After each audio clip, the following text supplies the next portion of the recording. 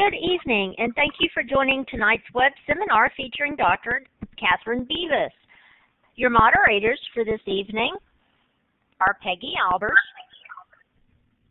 Dr. Peggy Albers and Dr. Dennis Odo, professors of language and literacy at Georgia State University in Atlanta, Georgia, USA, and me, Christy Pace, language and literacy doc student at Georgia State University.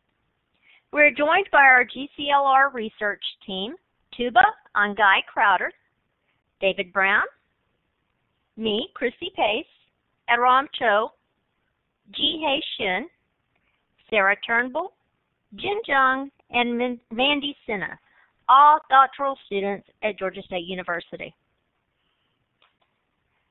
Global Conversations in Literacy Research consists of online interactive web seminars with the intent to circulate cutting-edge research in the fields of literacy and language arts.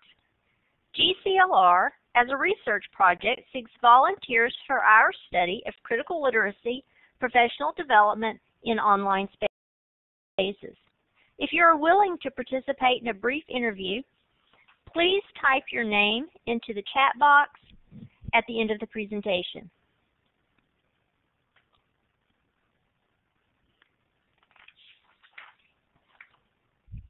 The data collected will provide important information for understanding our research regarding web seminars and their impact on international literacy and discussions. During tonight's web seminar, if you have any comments or questions, please type them into the chat box. Dr. Odo will monitor that area, and Dr. Beavis will address these at the end of her presentation. Please help us honor our scholars' work by not replicating any of the slides.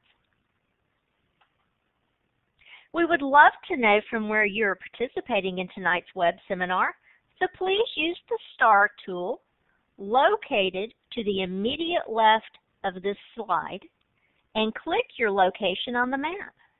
If you're having trouble locating the star tool, a picture of it is located at the bottom of this slide.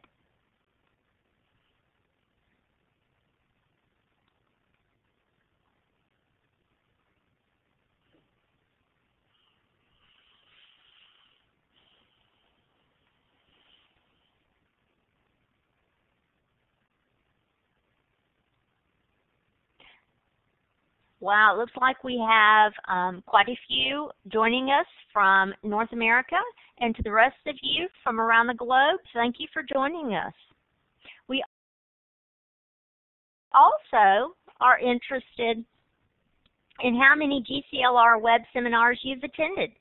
Please use the poll button as demonstrated in the screenshot on this slide to indicate your participation.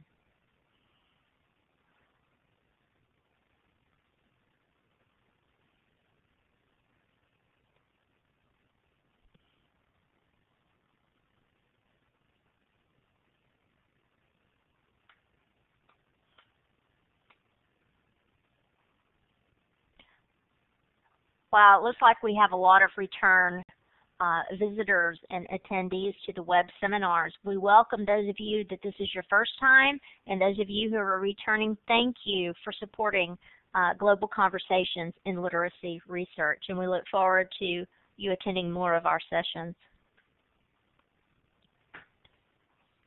Tonight's seminar features Dr. Catherine Beavis and addresses how video games have become a prominent feature of contemporary life, and for many young people are an integral and important part of their everyday lives.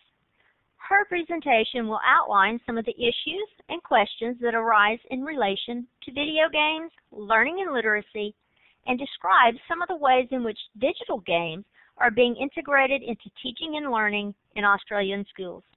Currently a professor in the School of Education and Professional Studies at Griffith University of Queensland, Australia, Dr. Beavis conducts research in the areas of English curriculum, pedagogy and assessment, digital culture and computer games, digital literacy and new literacies, and games-based learning. Most recently, she has published an article entitled Games as Text, Games as Action in the Journal of Adult and Literacy in the Journal of Adult and Adolescent Literacy. At this time, please join me in welcoming Dr. Catherine Beavis and her presentation entitled Living in a Digital World, Literacy, Learning, and Video Games. Thank you, Dr. Beavis. Thank you too, Christy, and hello everyone, and thank you for the opportunity to be part of this great series.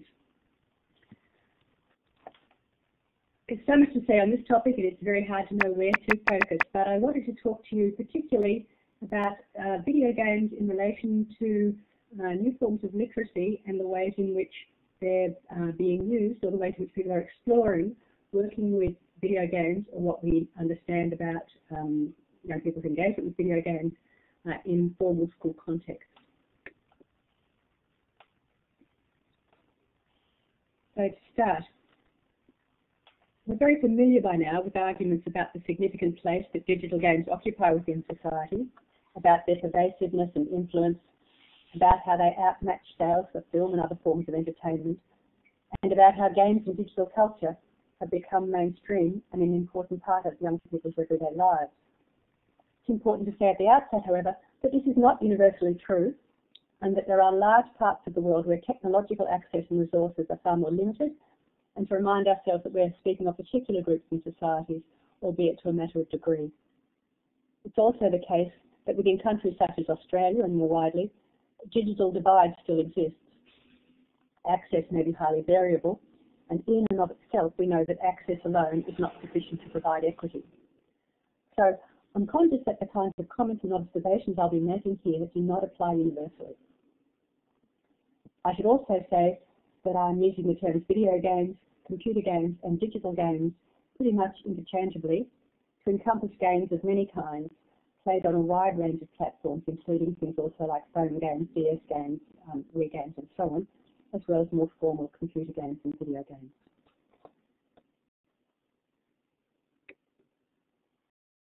Digital culture is everywhere. As Marsh and Richard observe, in their homes and communities, children are immersed in mediascapes of contemporary digital cultures, and their ruling passions, often related to particular media, characters, texts, and artifacts, seep into all aspects of their lives from a young age. And as Nixon noted in 2003, there are good reasons why we should attend to these kinds of things.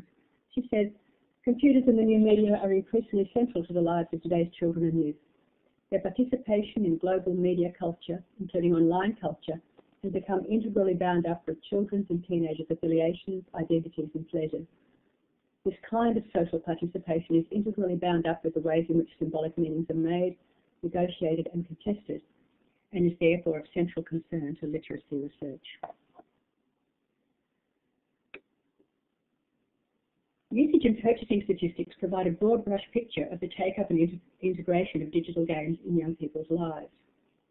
In Australia, the industry body Interactive Games and Entertainment Association, in conjunction with Bond University, publish regular snapshots of usage with a particular focus on the take-up of games across all age groups, attitudes towards games, and the place of games within families. Data is drawn from 1,220 Australian households occupied by about 3,500 individuals. The 2014 version found that in 2012, amongst other things, which I hope you can see on this slide, the average age of gamers in Australia is 33. Girls and women make up almost half the gaming population. 20% of this group is made up of people aged under 15, and that 98% of homes with children under the age of 18 have a device for playing computer games. By the time children are 11, 96%, almost the whole population of the age group of those in this survey, is spending at least some of their time playing games. And amongst very young children, while this might be a smaller proportion, 43%, by the time they're 6 to 10, 87% of that group are playing games, and by the time they're up to between 11 and 15, they're virtually all playing games for at least some of the time. Now, this study doesn't give us a disaggregated picture of how much time is spent by different groups playing games. So to get some sense of this, we asked children in our current study, Serious Play, to tell us about the time they spent. There's about 400 children in this study, aged 8 to 14, and mostly they said they played sometimes or often. And we define sometimes as 1 to 4 hours a week, and often as 5 to 9 hours a week. Now, of course, what students tell you on a survey that they do during school may not be entirely gospel, but we think it's a pretty good indication that for most of these kids, they're playing games some at a time, but that it's not excessive or unreasonable, and that's consistent with findings from a number of other studies as well. To get a more broadly based picture of online gameplay amongst people in this age group, the Australian Bureau of Statistics provides this information, that 90% of young people aged 5 to 14 access the internet in this survey period in April 2 years ago. And as you can see, that's a dramatic increase up from 2006. 79% of children aged 5 to 8 and 96% of children aged 9 to 11 and 98% of children aged 12 to 14 access the internet, and this was the case both for children living in the big major cities and in very remote areas. Now, this is a very busy slide, and I'm not sure how well you can see it, but this is for the whole Australian population. So you'll see there's that over in the top corner, that about 2.5 million children under the age of 14. And it sets online gameplay within a broader context of children's internet use. As you can see there, if you come down to about the middle of the page, you can see that playing online games, about 1.5 million of those children have played online games during that period, and about the same number of children in each of those three age groups. I think that this slide, this information is also very interesting in terms of the other kinds of activities that you can see children are doing online. You can see figures, for example, by age for visiting and using social network sites, using chat rooms, forums and instant messaging, listening to music and downloading music and videos. A relatively small proportion of young people is engaged in making online content, as you can see down at line number 28. But by the same token, this is the most rapidly growing area in comparison to previous years. And these kinds of figures are consistent with studies that we know from elsewhere, such as that documented by Ito and her colleagues, for example, in hanging out, messing around and geeking out, the documentation and theorization of participatory culture and its implications prepared by Jenkins and others, and the patterns of participation evident in studies such as the UK and EU series, UK or EU Children Go Online.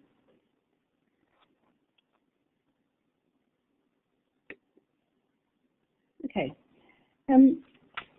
This is an enchanting slide. This is from Assassin's Creed, and I put it up for a number of reasons, but one of the main ones is that it seems to me that it's a particularly aesthetically pleasing slide. It's very narratively evocative, and it was an immensely popular game when it was released. It was also a game that one of the girls in a study that we were doing, a year 10 girl, 15-year-old girl, wrote about extensively.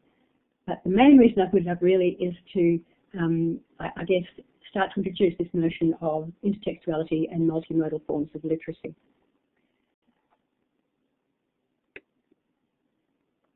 Central to the concept of multiliteracies, digital literacies and new media is the view of literacy as design.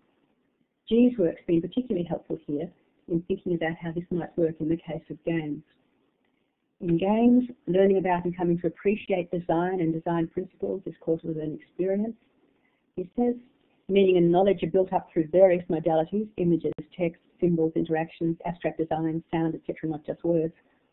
And learning about and coming to appreciate interrelations within and across multiple sign systems, images, words, actions, symbols, artifacts, etc., as a complex system is similarly core to the learning experience.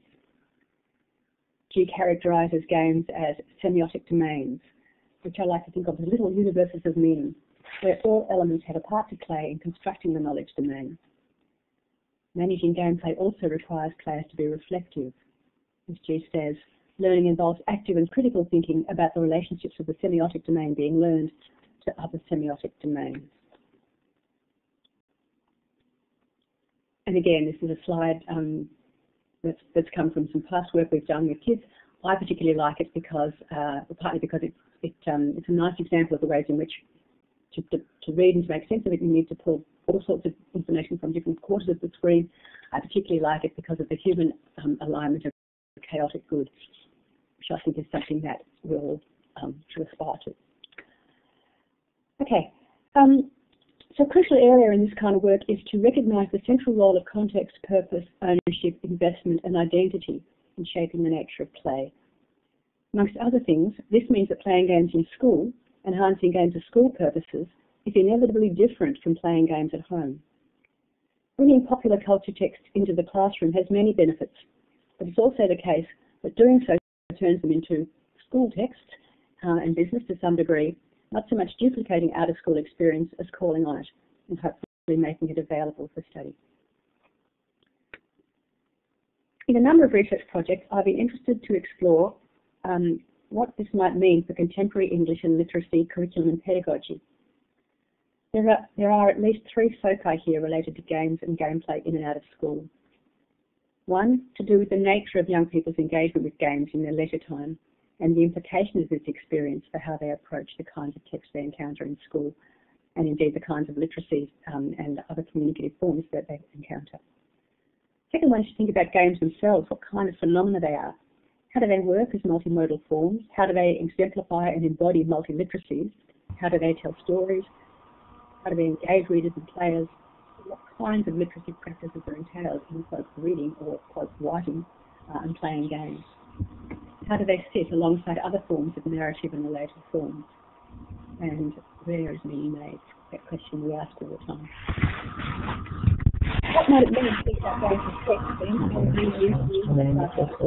as text ranging from print-based classic literature to multimodal forms? So for a long time, my interest has been very much in the area of English and literacy and literary kinds of engagement with text.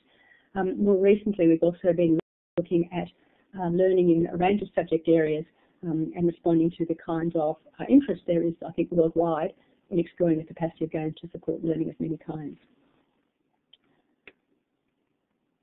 So, working with games as text in the English classroom, in our previous project, Literacy in the Digital Age of the 21st Century, we're working with Claire Bradford, Joanna Mara, Chris Walsh, Tom Appley, and Amanda Gutierrez. We explored these very focused questions to do with English. Questions like what kinds of literacy and what kind of learning occurs, what kind of texts are games. A second question to do with how we understand text and literacy, what they are and where the boundaries are. What does thinking about games as text and exploring textual dimensions of games with students as part of their work in English do to how we think about English as a school subject and other areas of disciplinary knowledge? And how do we recognise the multifaceted nature of games as socially situated text and action, narrative and play, and what are the consequences of doing so? At that time, I was very to think of games as text was an exciting and challenging way to understand them. Having worked through this project, I'm a little uneasy thinking about games only as text because it seems to me that the combination of games as text and action means that they're very particular kinds of phenomenon and that the term text perhaps needs to be stretched a bit. The teachers with whom we worked in this project designed and taught some wonderful units over the 3 years, developing a range of classroom activities and wrestling through a number of questions about what to do, how to do this, why, whether it really was English or literacy or whatever, and a range of other practical challenges. At each of the 5 schools, teachers developed game-based projects as part of their English, media, drama or IT curriculum. And that book, that Digital Games, Literacy in Action, that was on the front, is largely made up of teachers writing about their work in this project, with also some essays from members of the academic project team. So, at one school, Melbourne High School, units were taught around a serious game, the McDonald's game, a unit developed by a visiting student teacher, the creation of game-based wiki where students were able to discuss and recommend games and create their own using simple available technologies such as PowerPoint.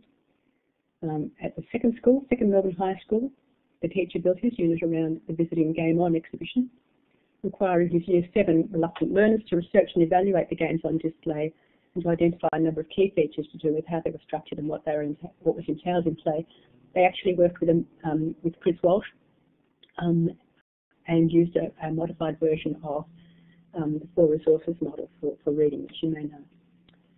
At the Melbourne Catholic School, one teacher, Joel, used the fantasy football game Supercoach to teach his Year 11 media studies students about convergence, while a second, Mark, with his Year 9 English class, looked at the younger boys playing of Simpson Tip and Run as a way of considering pitch, intertextuality and marketing, and then used this game again in conjunction with stills from Grand Theft Auto, print newspapers and TV to explore representations of violence in different media forms.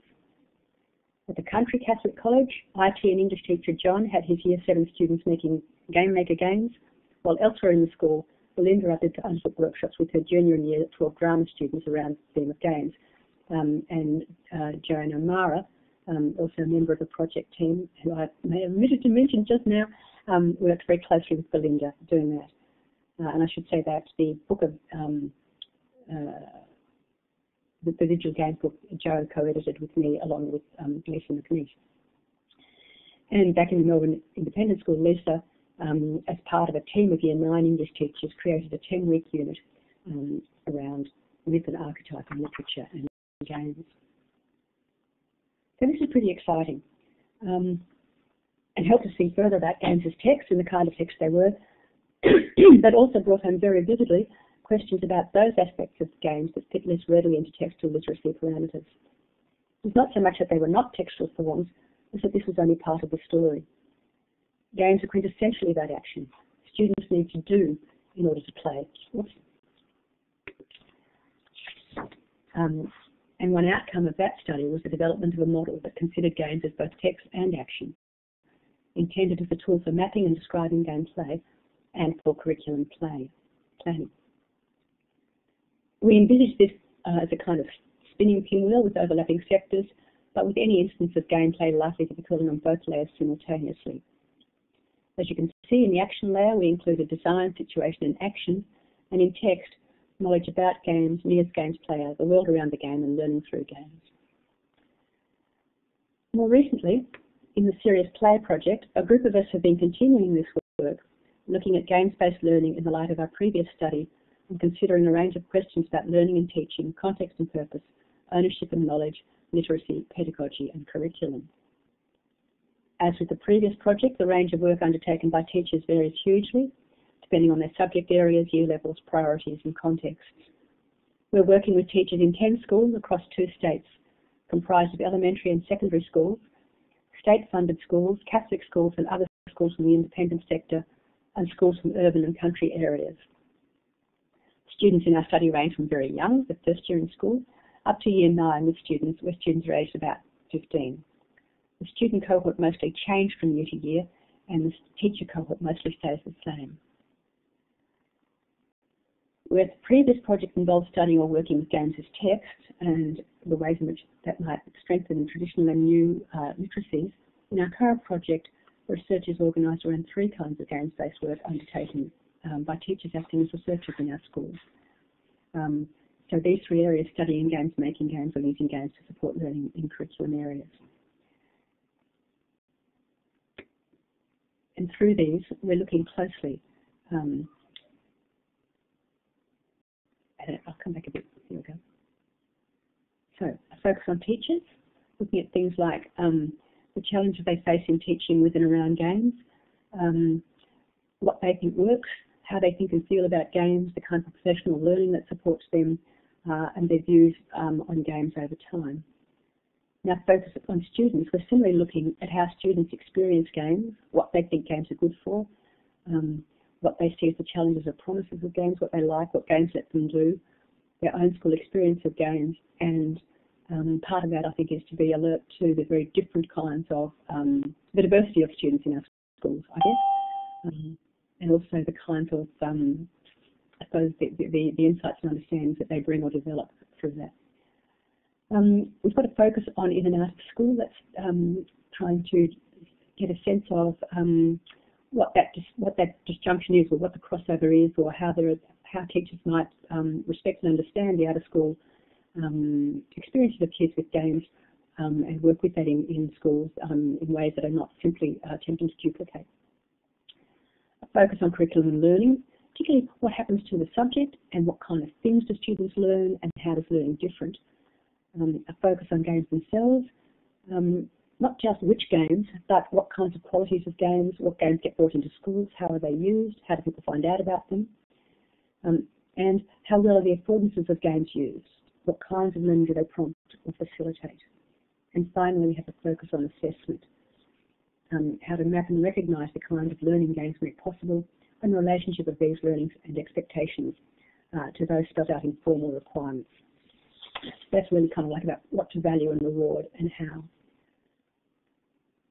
So our research questions are things like this. How do students approach digital games-based teaching in the classroom? What are the ways in which the experience of play changes in the classroom? How can teachers work with games most effectively? What kinds of pedagogical practices best capitalise on the capacity of games to teach? What are the opportunities provided for creativity, production and innovation? And how does learning through games challenge and extend multimodal literacy? And I thought what I would do is talk to you about one particular unit of work that I've been a bit involved in, mainly observing, in one of our local high schools, to work with Statecraft X. Statecraft X was developed to teach about core concepts in citizenship, initially in Singapore, by Yan San Chi, a partner investigator, and colleagues at the National Institute of Education in Singapore. It's a multiplayer game set in a fantasy kingdom of Bella, and is played on iPods or iPhones. In teams of 5, playing in the role as governors of one or more towns of 1 or 4 factions, players work through a series of challenges and scenarios as they build up their own towns, conquer others, and strengthen these in turn. Initially competing with each other to win the leadership of the kingdom, in the latter part of the game they must work together to defeat an external threat. In doing so, they need to manage their economies and citizenry, including trading with other towns and factions, building infrastructure such as hospitals and barracks, managing citizens' housing, training and employment together with their health and well-being, combat internal and external threats, build and use their defence forces and develop strong and stable societies. Their citizens are a mixed bunch who must live together harmoniously. No one town has all of the resources required to function effectively, e.g. wood or gold or water or food, so trading is essential.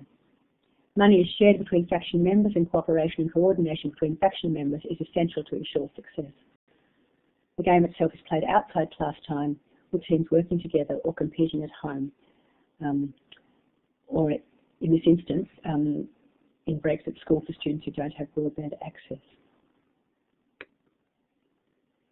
Okay, a really important feature of this game is the emphasis on learning to be rather than learning about. Specifically designed to take advantage of new media, student experience and education in the age of new literacies, the game is based on a view of learning in which experience is central. Consistent with Shapper, Squire, Halverson and G's observation that games create new social and cultural worlds that help us learn by integrating thinking, social action and technology all in the service of doing things we care about, Statecraft X creates a world where students take on roles and responsibilities and follow these through with intensity. Unlike numerous educational games where the aim appears to be on doing school and acquiring content more effectively, in Statecraft X the focus is somewhat different. Cheese games seek to capitalise on the affordances and opportunities of massively multiplayer online games to bring about learning of this kind, to enable the development of insider insights and understandings of core processes and concepts at a deeper level. And his games are organised around the construct of performance, which he terms the performance play dialogue model. He cites Thomas and Brown's implicit plea for a shift in pedagogical practice to one that would better leverage the unique affordances of such online gaming environments that might better serve the needs of students today, and draws on Dewey, Mead and Bourdieu to reframe learning as a process of becoming. And I'll leave you to read that yourself.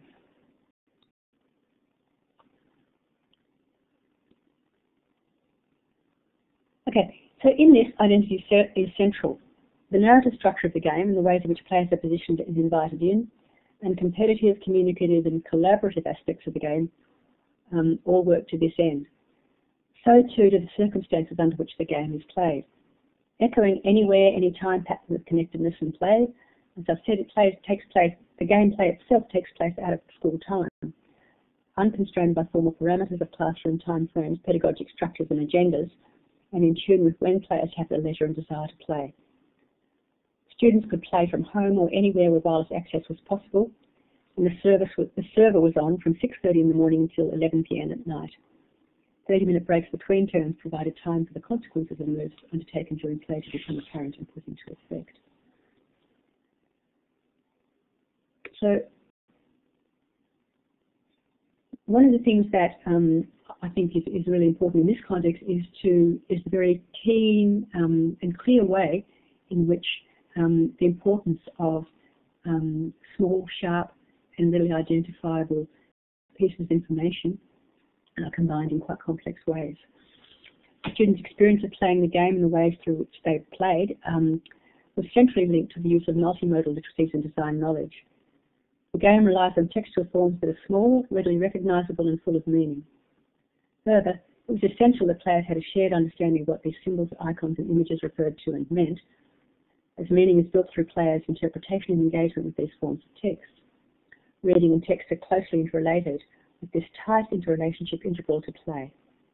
Textual elements gain in meaning through the practice of being read, and play takes place through a fluid and invisible exchange between symbols, actions, and the broad sweep of experience, expectations, paratextual understandings, and more that characterise gameplay.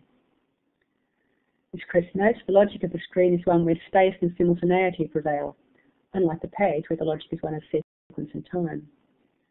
Multiple semiotic systems provide economically coded information on the small screen.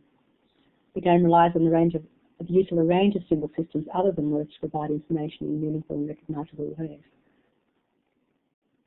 It presents a clear and economic rendition of the state of the town that's its focus, providing a detailed account of that moment in the overall state of play with implications for what's gone before and what comes after.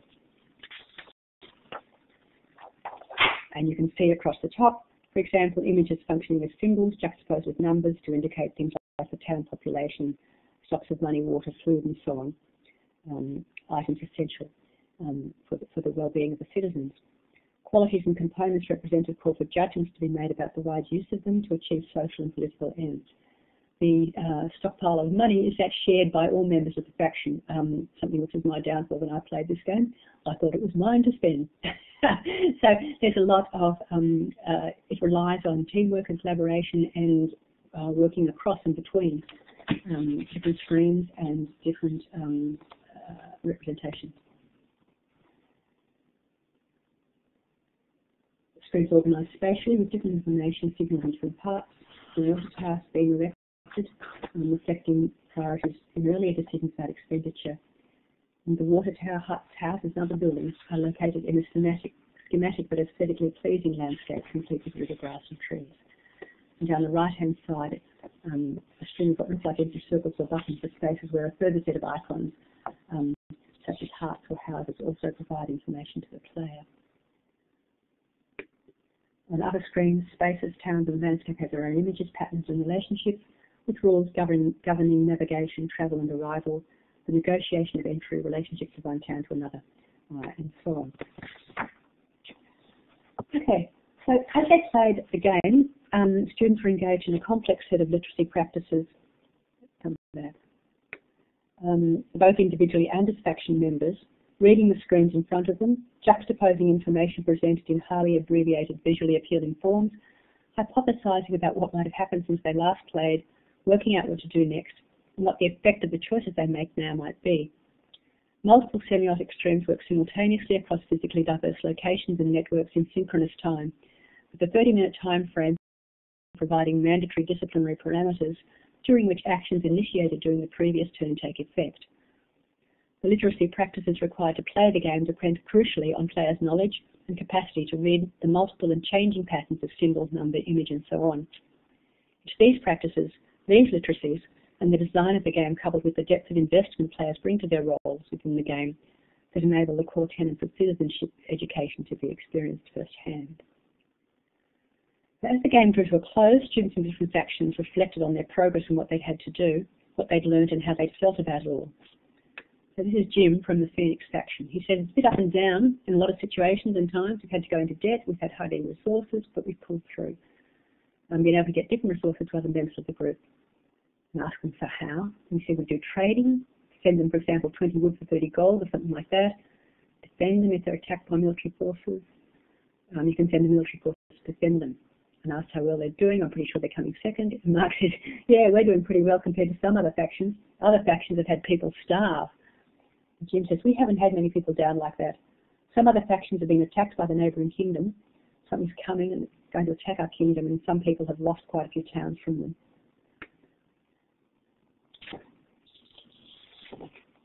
The relative success of Jim's faction was linked to the group's management of resources and trade, and recognising the interrelationship of trade, income, defence and social well-being needed if the faction was to survive.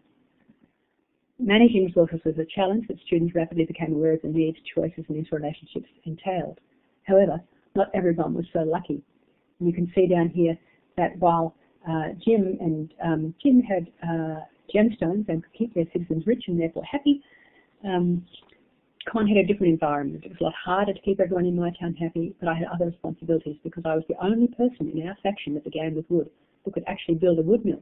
So I was having to give wood to most of the people in my faction in order for them to build certain factories and resource industries. So I was very counted on in the beginning, and then I'm not anymore. They built their own. The group members not only understood and correctly interpreted the shifting patterns of images, symbols and icons that emerged after each round of play, and what this meant in relation to the power of individual faction members and towns, they also developed an understanding of how the whole faction was affected and a mindset that recognised the need to protect faction members, their towns and citizens as a whole. In doing so, they achieved some of the main aims Peter had for the curriculum, which was to try to get his kids thinking at a higher level. He said, they just think we should build the hospitals, we should build roads, and everybody should have access to computers. It's really hard for them to understand it's a resource-driven model. The winning faction, the Griffin faction, I won't spend much time on, but one of the reasons that they put down their success was that they worked really, really well, had good communication, and they were friends outside of the game. And that's this girl here is the leader of the Griffin faction, which one, the faction which one. She took responsibility for overseeing the management of the resources of the team as a whole, creating a book where I put everyone's names. She said, and where we could see what they were spending, so they didn't go over a certain amount of money. So we still have enough money in case another nation attacked us. Other team members contacted her for advice about whether they could build, and she monitored who was playing as turns rolled around. She stayed up late at night, and she woke up early. She complained about how late she had to stay up and how early she had to get up, so she could stay ahead of the game. Her account foregrounded the ways in which on- and offline literacies and literacy practices overlap and merge. Her information is gathered and communicated in multimodal and in verbal ways through both the new technology of the iPhone, supplemented by the old technology of the book, and by talk and writing and play. And communication, as I said, was facilitated by off-game friendships. Okay. So identification and investment in the game was the key element in developing greater insights into core issues and concepts. For Jim, he said, as another student, he said, it's different from just reading a book. It actually lets you immerse yourself in the game and into the more knowledge. And the more knowledge of the game that you're playing, it more engages your brain as to what you're doing. So what we took from this was that while traditional print literacies and resources are likely to continue for a long time, it's also clear, at least in the immediate future, it's also clear that multimodal digital literacies and the capacity of well-designed games in subject areas can enhance and deepen conceptual understanding. Students like Jim, Carolyn and Sam, at home in the digital world, had no trouble following the interwoven threads and relationships within the game presented in iconic multimodal form. The nature and affordances of online digital text literacies and technologies enabled high-level understandings to be gained. One of the things that I found particularly interesting in this is that while motivation, engagement and fun are the kinds of things that are most commonly touted in relation to the classroom use of games, it seemed it was really more the capacities of the new forms of text and literacy, that is the multimodal, and the affordances of games themselves, that is the kinds of particular things that, the way games work, I guess, and the opportunities they offer for personal investment and learning how to be, would seem to offer the most in providing opportunities for students to gain sophisticated disciplinary and process knowledge in the in-school and out-school use of games. I'm going to stop there because there's so much to say and I want to leave some space for time, but I would say that I think we've gone past the point where we're wondering whether games are, do offer new forms of literacy and require kids to call on literacies in different kinds of ways. And I also think that the current interest in working with games in schools is really important, but I also think it's really important that we understand in some detail what it is that makes them successful for students and what kinds of ways they can best support students and how we can best support teachers to do this well. Thanks. I'll stop. We've got teachers. Great. Thank you very much, Dr. Beavis. You generated a lot of questions here, so I'll go through and I'll ask you a few questions that your thought-provoking presentation generated. I'd like to say also, first off, apologies to folks whose questions we won't be able to address. If you'd like, you could contact Dr. Beavis after the presentation if you'd like to follow up on the questions. So I'll begin with one from Regina Shearer. This is from earlier on in the presentation, and she asks, considering the survey on how many access the internet, what type of internet searches, and specifically what literacy value was significant in their internet searches? Just to kind of follow up a little bit. So she asked, has there been any measurable means of determining the actual literacy benefit? Or is it simply accessing the internet at random? Okay, thanks, Liz, and thanks, Regina. The data I showed you earlier on, where that children accessing the internet, it's from an Australia-wide study by or survey really, by the Australian Bureau of Statistics. And it doesn't, one of the frustrating things about, there we go, no. One of the frustrating things about survey data, statistics data, Bureau of Statistics data, is that it doesn't give you reasons for things. It just gives you numbers. So in relation to that, the slide I think you were talking about, if I can go right back to it. Oops.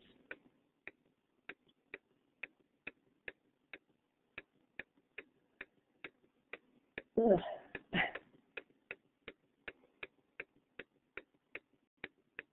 No. That one. It's just figures.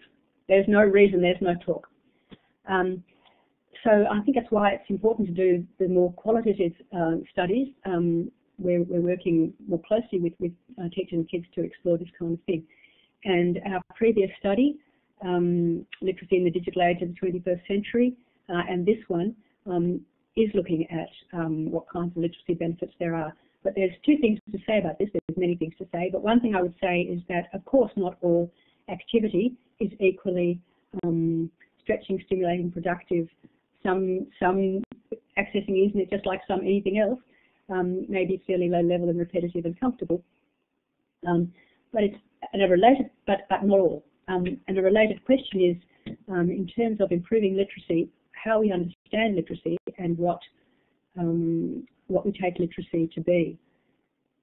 Certainly for the teachers in our current study, the serious play teachers, where we're working with games, a lot of it's sort of using games in subject areas, they have been mostly have moved in their thinking from perhaps being a little sceptical particularly some of the teachers who are newer to it, to being quite excited about the kinds of learning and interaction that students are doing around the games and the kinds of understandings they have. But we haven't done before or after literacy assessments in traditional terms. Great, thank you. I have a couple of questions. Well, maybe I can ask you, this one is kind of related, and it might just ask you to expand a little bit on the comment you just made. This is actually a comment from Jennifer Nye. She says, this type of research is incredibly important to share with practicing teachers. I feel that many see games, in quotes, as having a negative connotation, yet the benefits can be profound in many instances. As a past teacher and a parent, I find, however, that I have conflicting biases. I see the importance of utilizing this technology in the classroom, yet I'm constantly telling my kiddos, no more electronics. Any thought about that? Well, I think it was very familiar. Yeah, I think that's right. I think, if I just come back, I'll jump forward to my teachers, which I didn't get to show, the team. I think that one of the things that I'm particularly, I think is particularly important is that we don't see it in kind of either or terms, and that we don't. I mean, I would argue always for seeing games as part of a spectrum of text that goes right across. So that in terms of what we're studying at school, I think we should also, with our students in English, be also studying literary text. I think we should be doing poetry. I think we should be doing plays. I think we should be doing Shakespeare. I think we should be doing Greek literature. In fact, I think the whole curriculum should just be English, really. So I think that sort of either-or mentality is really pushed in the media, but I don't think it's like that, or it needs to be like that. So I guess that the teachers that we've worked with, none of them, I think, feel that their students' lives are being taken over by games.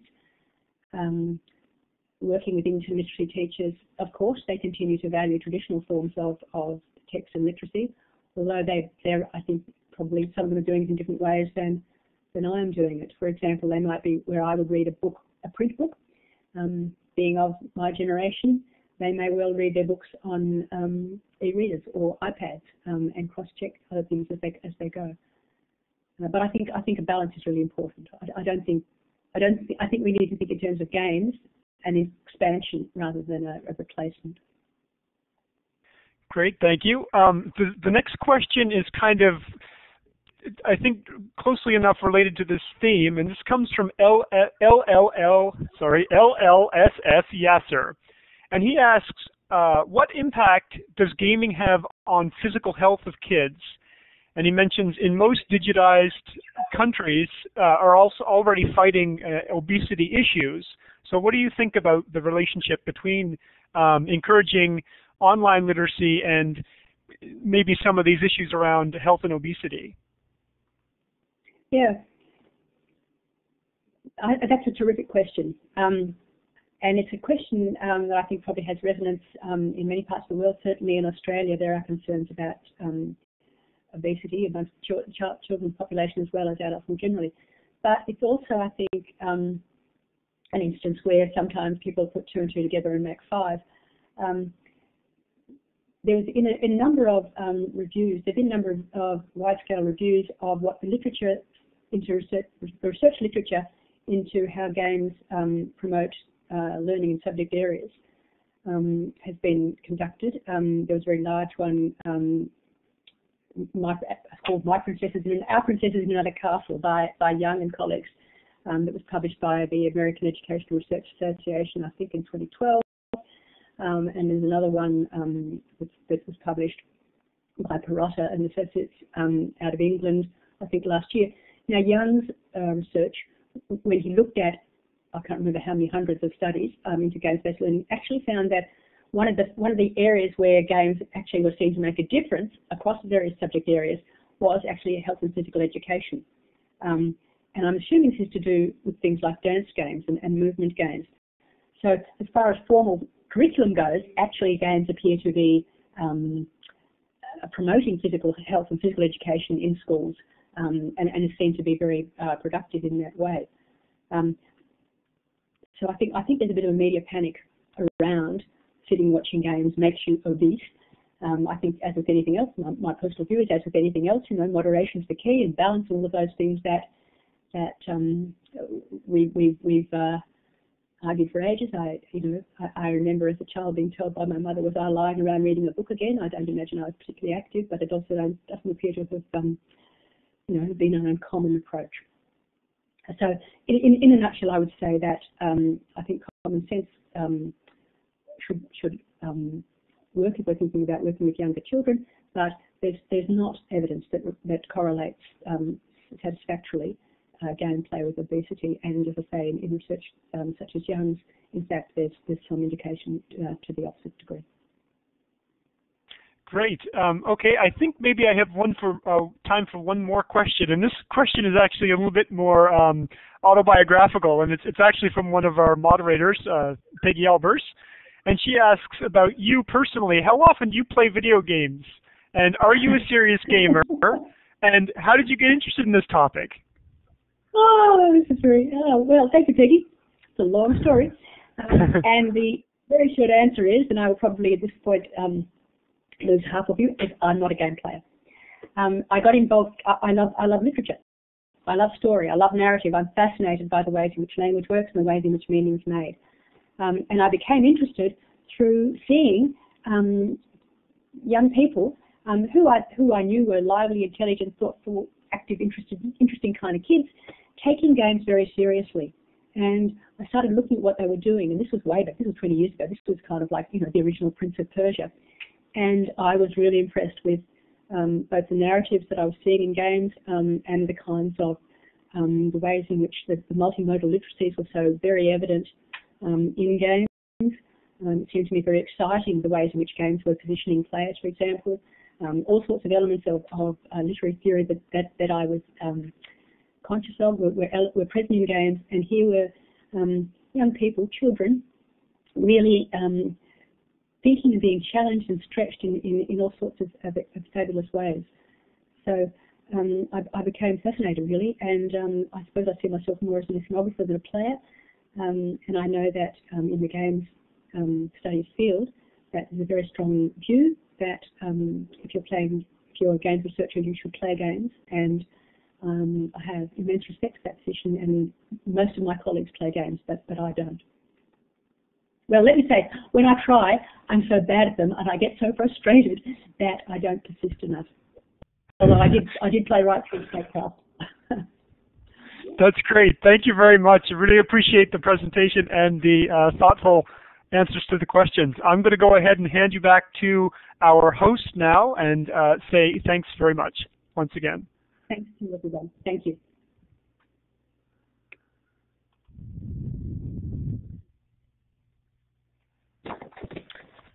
Thank you again, Dr. Beavis. You've offered fascinating insight on today's literacy conversation and have given us much to consider in the realm of literacy education. Thank you for this. We would appreciate you taking a minute to type into the chat area one thought about this web seminar. Please help support the GCLR research team by taking the GCLR survey. The link is located on the homepage of the LCLR website. Your participation enables us to understand online spaces for critical talk and discussions about literacy issues.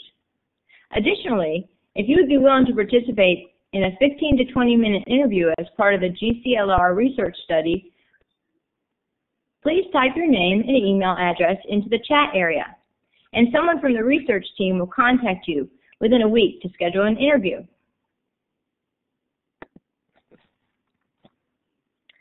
Please schedule future web seminars on your calendar. We have outstanding literacy scholars who will present on a wide range of research.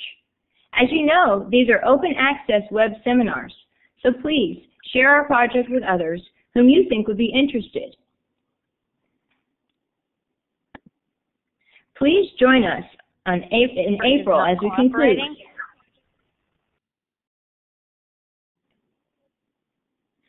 Please join us in April as we conclude the 2013-2014 GCLR Web Seminar Series with Brian Street. Access to archives of past GCLR web seminars is available at globalconversationsandliteracy.wordpress.com. On behalf of the entire GCLR research team and me, India Fraser, thank you all for sharing this hour with Dr. Catherine Beavis. GCLR truly appreciates your attendance, participation, and most importantly, your interest in these most important discussions about literacy.